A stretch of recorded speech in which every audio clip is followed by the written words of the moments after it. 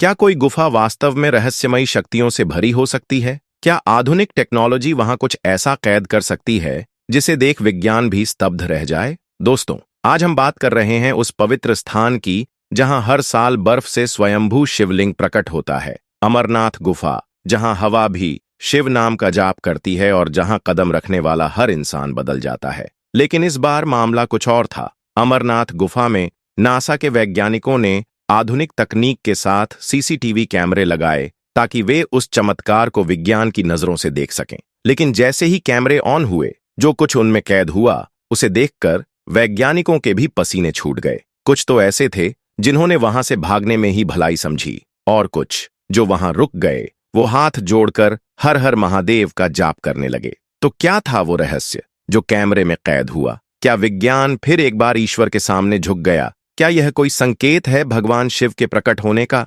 चलिए जानते हैं इस रहस्य को जो अमरनाथ की गहराइयों में छिपा है। लेकिन एक बात याद रखिए, यह सिर्फ एक गुफा नहीं, यह स्वयं काल के भी पार जाने का द्वार है। वीडियो को अंत तक जरूर देखिए, क्योंकि जो आज आप जानेंगे वो आपके रोंगटे खड़े कर देगा। लेकिन आइए सबसे पहले जान लेते हैं आज की इस वीडियो में उस दिव्य यात्रा के बारे में जो स्वयं महादेव ने शुरू की थी। एक ऐसी यात्रा जिसमें उन्होंने अपने प्रिय नंदी बैल को, चंद्रमा को, गणेश और कार्तिकेय को, यहां तक कि पंच तत्वों तक को त्याग दिया। इस पावन यात्रा में भगवान शिव केवल माता पार्वती के साथ थे और उनका उद्देश्य था अमृता का रहस्य सुनाना उस स्थान पर जहां कोई और न हो। जब महादेव ने खोजा अमृता का एकांत और जन्म हुआ एक चमत्कारी गुफा का, कहते हैं जब समय स्वयं मौन हो जाए और सृष्टि थम सी जाए, तब कहीं महादेव की लीला जन्म लेती है। कुछ ऐसा ही हुआ जब माता पार्वती ने भोलेनाथ से एक सवाल पूछा,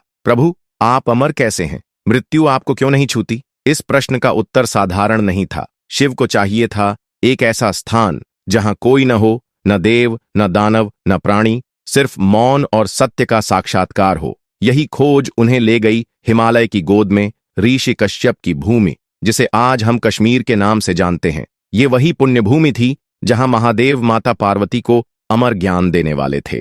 त्याग की यात्रा कैलाश से चलकर शिव एक एक कर अपने सभी प्रतीकों को त्यागते गए। पहलगाम में नंदी को छोड़ दिया, इसलिए आज अमरनाथ यात्रा की शुरुआत वहीं से होती है। चंद्र को भी सिर से उतार दिया, गणेश और कार्तिकेय को भी मार्ग में रोक दिया, क्योंकि यह रहस्य सिर्फ पार्वती और शिव के बीच था। और अंत में उन्होंने पंच महाभूत पृथ्वी, जल, अग्नि, वायु, आकाश का भी परित्याग कर दिया। एक अनजानी उपस्थिति जब शिव अमृता का रहस्य सुना रहे थे। गुफा में पूर्ण मौन था, परंतु शिव का ध्यान एक रहस्यमयी उपस्थिति की ओर गया। वहां एक कबूतरों का जोड़ा था जो छिपकर यह दिव्य ज्ञान सुन रहा था। भगवान शिव को यह झांत हुआ कि उस कथा को सिर्फ पार्वती ने नहीं, बल्कि इन कबूतरों ने भी आत्मसात कर लिया है, और यही वजह है कि उन्हें भी अमृतत्व का वरदान अनजाने में मिल गया। आज भी बहुत से श्रद्धालु मानते हैं कि जब कोई सच्चे भाव से तपस्या जैसी श्रद्धा लेकर अमरनाथ गुफा में दर्शन करने पहुंचता है, तो वह उस अमर कबूतर के जोड़े की झलक पा सकता है। शिवलिंग जो स्वयं आकार लेता है, अमरनाथ की गुफा में हर वर्ष जो बर्फ का शिवलिंग बनता है, वह किसी कलाकार का निर्माण नहीं, बल्कि प्रकृति की गोद से जन्मा स्वयंभू शिवलिंग है। गुफा की एक विशेष चट्टान से बूंद बूंद जल टपकता है, और वही जल हिम से मिलता हुआ धीरे धीरे शिवलिंग का स्वरूप लेता है। ठंड के मौसम में यह शिवलिंग लगभग 12 से 15 फीट तक ऊंचा हो जाता है, और यही वह दिव्य रूप है जिसके एक दर्शन मात्र से भक्तों का जीवन धन्य हो जाता है। जब हिम से बना शिवलिंग बन गया चेतावनी का संकेत, अमरनाथ की गुफा में बनने वाला बर्फ का शिवलिंग कोई साधारण बर्फ नहीं होता। यह इतना ठोस और मजबूत होता है कि हाथ लगाते ही उसके भीतर एक अलग ऊर्जा का एहसास होता है। सामान्य बर्फ तो छूते ही टूट जाती है, लेकिन बाबा बर्फानी का यह शिवलिंग एक दिव्य शक्ति का प्रतीक बनकर सामने आता है। हर साल श्रावण पूर्णिमा के आसपास जैसे ही सावन की ठंडी हवाएं पर्वतों से टकराती हैं, इस शिवलिंग का आकार धीरे धीरे उभरने लगता है। यह प्रकृति का वह दृश्य है जहां खुद शिव अपनी उपस्थिति दर्ज कराते हैं।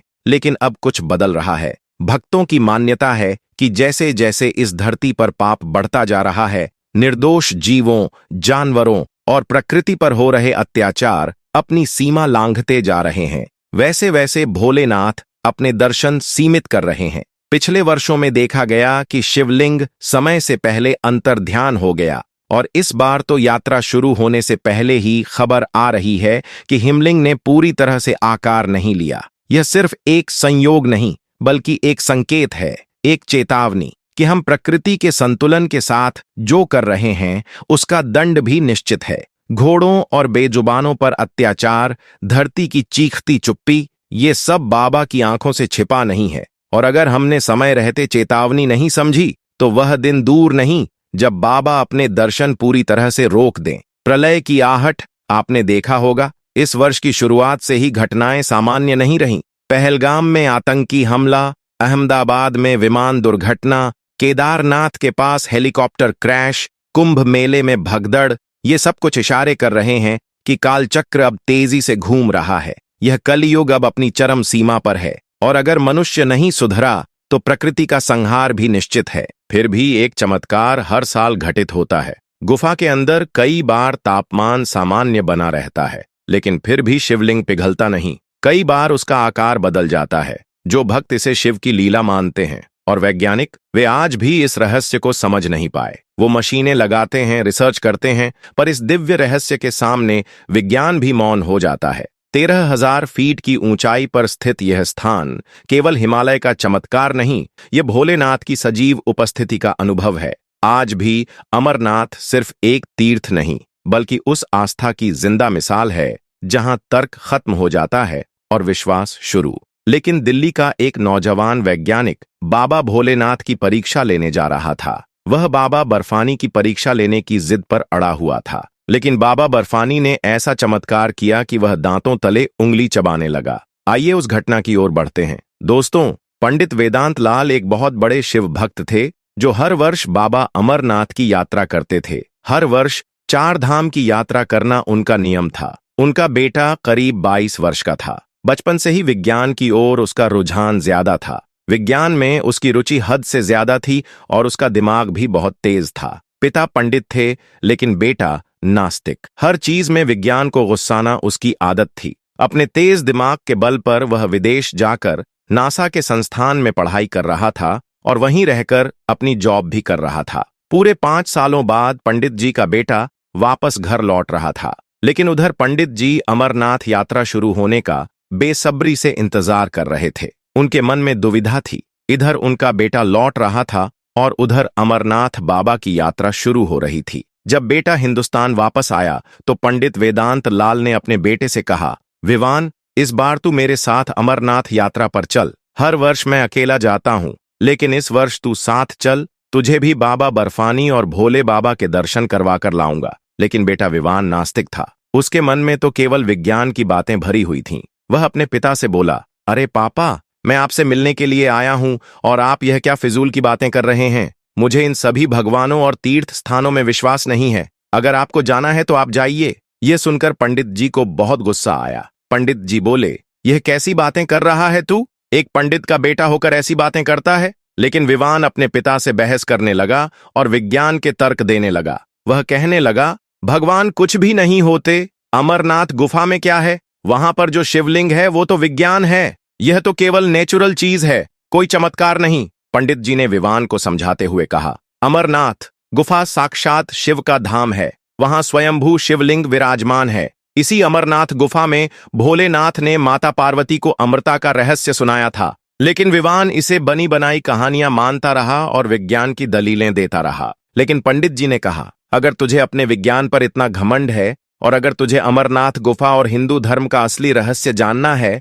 तो चल मेरे साथ। तुझे वहां साक्षात शिव के दर्शन होंगे। तुझे वहां साक्षात भोलेनाथ बाबा और साक्षात स्वर्ग का अनुभव होगा। दोनों पिता पुत्र के बीच शर्त लग गई। पंडित जी बोले, अगर तू मेरे साथ चलता है और वहां तुझे स्वर्ग की अनुभूति होती है, तुझे भोलेनाथ के दर्शन होते हैं, तो तू हमेशा के लिए उनका भक्त बन जाएगा। पुत्र विवान ने जवाब दिया, ठीक है, लेकिन अगर मुझे वहां ऐसा कुछ अनुभव नहीं हुआ तो आज के बाद आप भी कभी अमरनाथ यात्रा नहीं करेंगे और न ही 4 धाम की यात्रा पर जाएंगे। दोनों के बीच शर्त पक्की हो गई और फिर बेटा विवान और पिता वेदांत लाल पंडित अमरनाथ यात्रा के लिए निकल पड़े। वे श्रीनगर पहुंचे वहां पंजीकरण करवाया और फिर पहलगाम से अपनी यात्रा शुरू की। रास्ते में पंडित जी अपने वैज्ञानिक बेटे विवान को अमरनाथ गुफा के रहस्य और वहां की महिमा समझाते रहे। पंडित जी ने विवान को बताया कि यह कश्मीर ऋषि कश्यप की ही नगरी है। ऋषि कश्यप के नाम से ही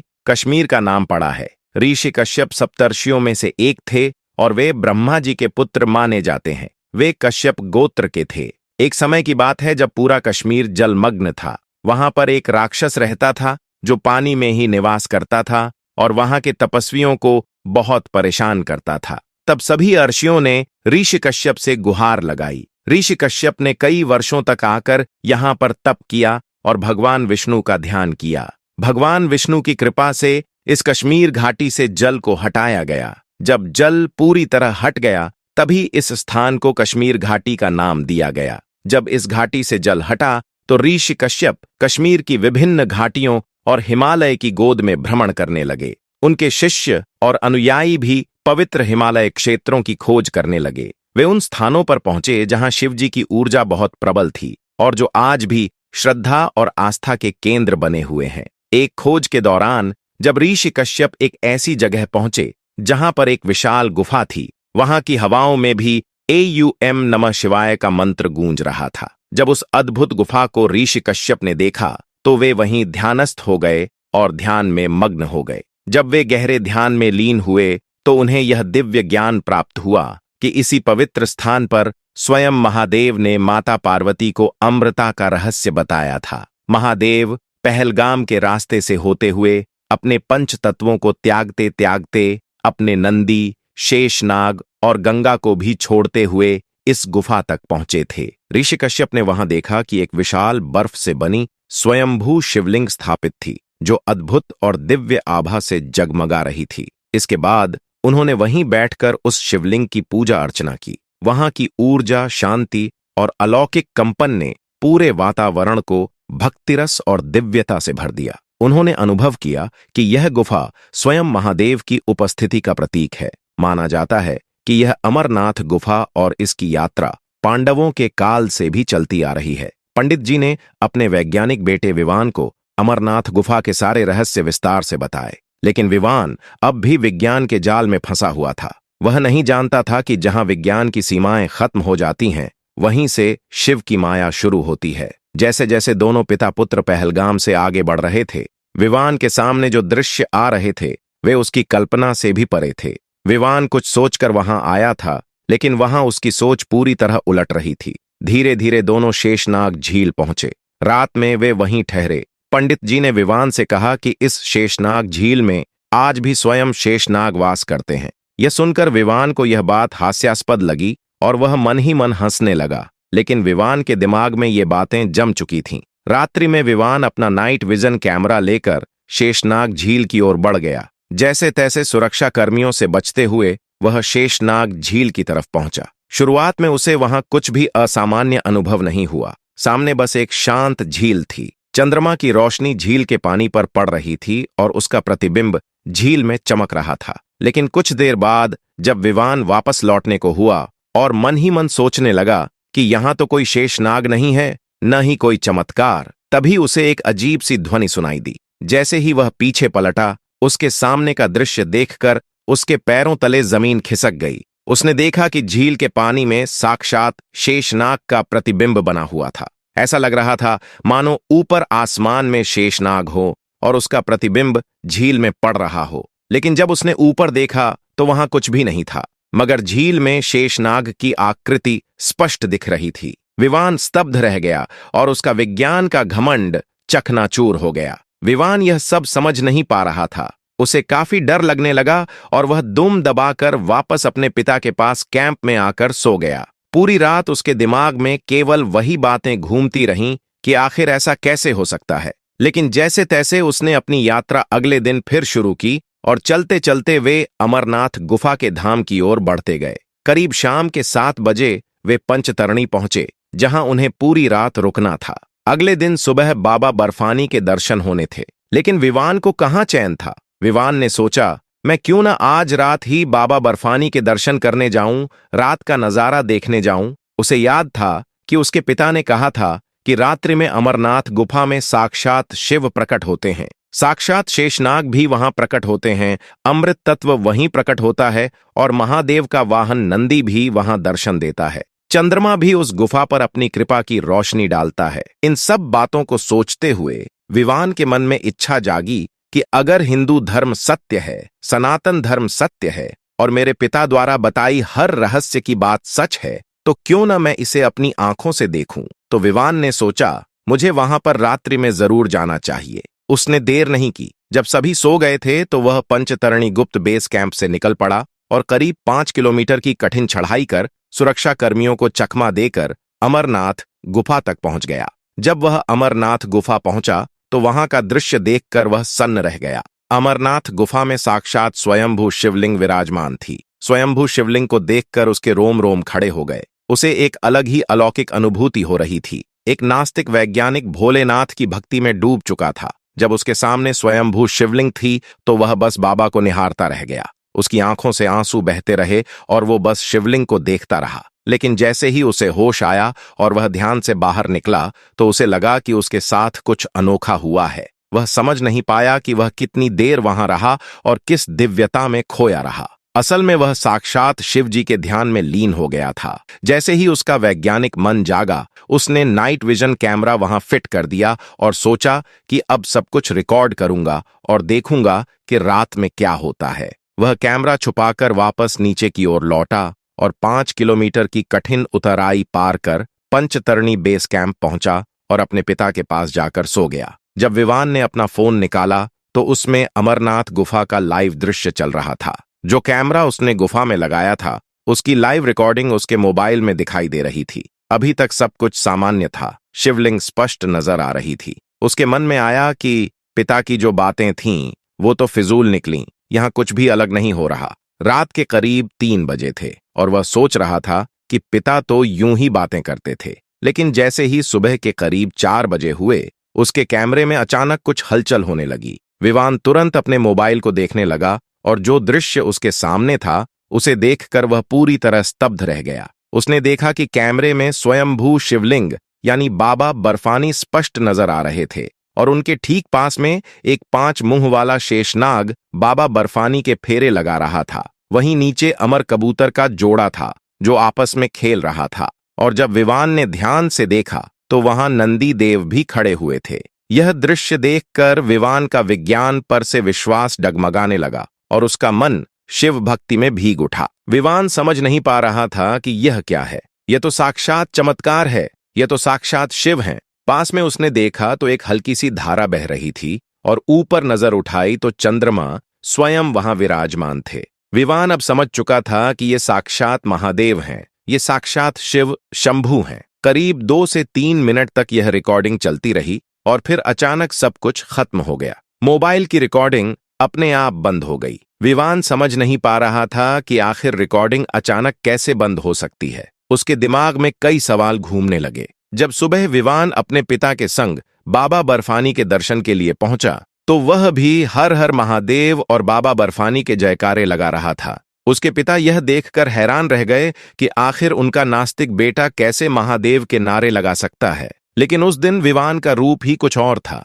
वह महादेव की भक्ति में डूबा हुआ बाबा बर्फानी के दर्शन के लिए पहुंचा और जैसे ही दर्शन किए वह फूट फूट कर रो पड़ा। वह इतना रोया कि उसके पिता भी दंग रह गए और उनकी आंखों में भी आंसू आ गए। सभी लोग बस विवान को देखे जा रहे थे। उनके मन में सवाल उठ रहे थे कि आखिर यह कैसी भक्ति है। आखिर यह नौजवान इतना क्यों रो रहा है। इतनी भक्ति किसी इंसान में कैसे हो सकती है जबकि वह तो एक अज्ञानी था, एक नास्तिक था। फिर इतना क्यों रो रहा था। विवान रोता रहा, रोता रहा। जब उसे होश आया तो उसने उस कैमरे की तलाश की जो उसने वहां छुपा कर रखा था। वह कैमरा भी वहीं पर मौजूद था। जब वह वापस नीचे आया तो उसने उस कैमरे की सारी रिकॉर्डिंग देखनी चाहिए, लेकिन कैमरे में कोई रिकॉर्डिंग ही नहीं थी। शुरू से अंत तक कोई फाइल मौजूद नहीं थी, मानो जैसे कैमरा कभी चालू ही न हुआ हो। विवान चौंक गया। यह कैसे हो सकता है। रात्रि में तो मैं पूरा लाइव देख रहा था और अब कोई रिकॉर्डिंग ही नहीं है। क्या यह मेरा भ्रम था या कोई और रहस्य।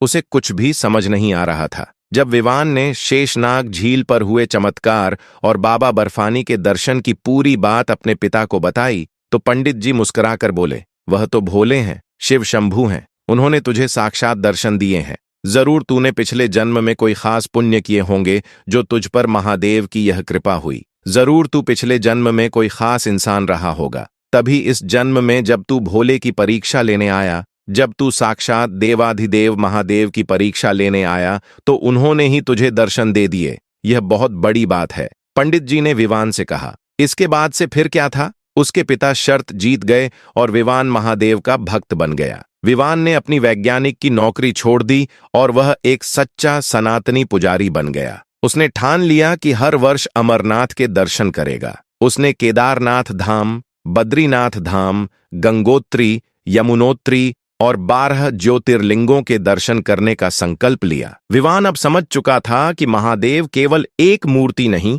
एक मंदिर नहीं, एक कल्पना नहीं, बल्कि एक चेतना है, एक ऐसी अदृश्य शक्ति जो हर दिशा, हर स्वर, हर स्पंदन में समाई हुई है। महादेव कोई रूप नहीं, वो तो एक अनुभूति है। जब कोई भक्त सच्चे दिल से पुकारता है तो शिव स्वयं उसके सामने प्रकट हो जाते हैं, भले ही रूप में नहीं, लेकिन अनुभूति में जरूर। विवान की आंखों में आंसू थे, पर वह डर के नहीं, श्रद्धा के थे।